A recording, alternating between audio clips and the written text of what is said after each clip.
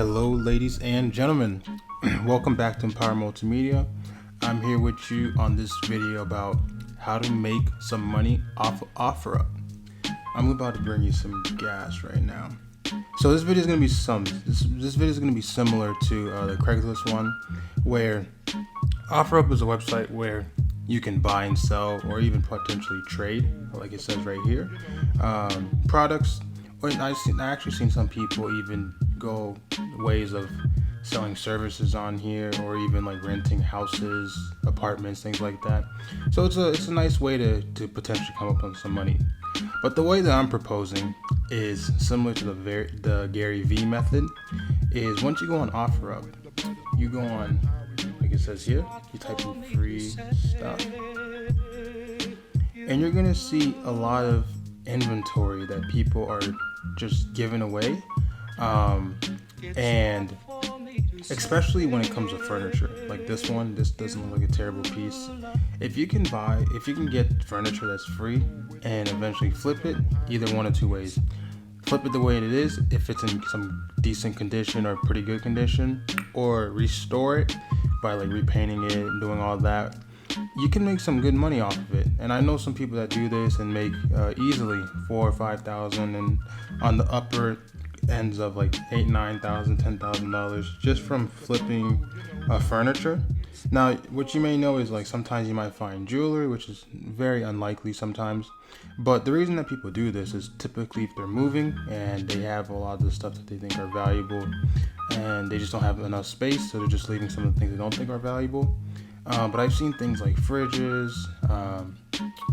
furniture desks, sometimes couches, beds. It really just depends.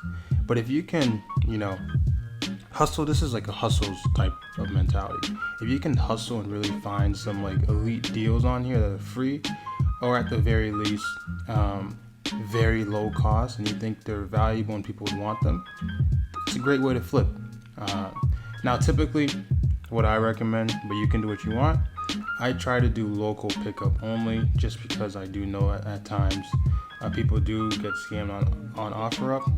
But Offerup does have a policy where they do try to insure you, from what I understand.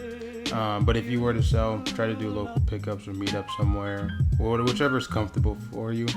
And if you do accept cash, I always either go to a bank, or like inside of a store, so they can check the cash to make sure it's real cash. That's why I always meet up publicly, unless they, of course, Venmo you, Zelle you, Cash App you, then that's different, because that's as long as the money's in your account, then you're good. But with that being said, this is pretty much what I recommend on Offerup. If you're a young student, whether you're in high school, college, university, or you just want a side hustle, or you think you might be able to turn this into a full-time income, I think this is a pretty good way to kind of just start something that is very low overhead. The only thing that may be a problem for you, especially for like furniture, is space. One is like you would need a car or a truck, or maybe a U-Haul that could take a lot of these if it's too big, as well as like where you're going to store them if you don't have a lot of space. If you have an empty garage, you're golden. If you have a pickup truck, you're golden. But other than that, even if you do have to rent it, just make sure it makes sense for you. Like, if you're going to rent a U-Haul, you might as well like just go hunting and say, okay, I'm going to pick this up, I'm going to pick something else up, I'm going to pick something else up, just so you at least have like 8 or 9 things to make the most out of that U-Haul. So with that being said, this sums up this video. This is Carl, and I'm signing out. Thank you.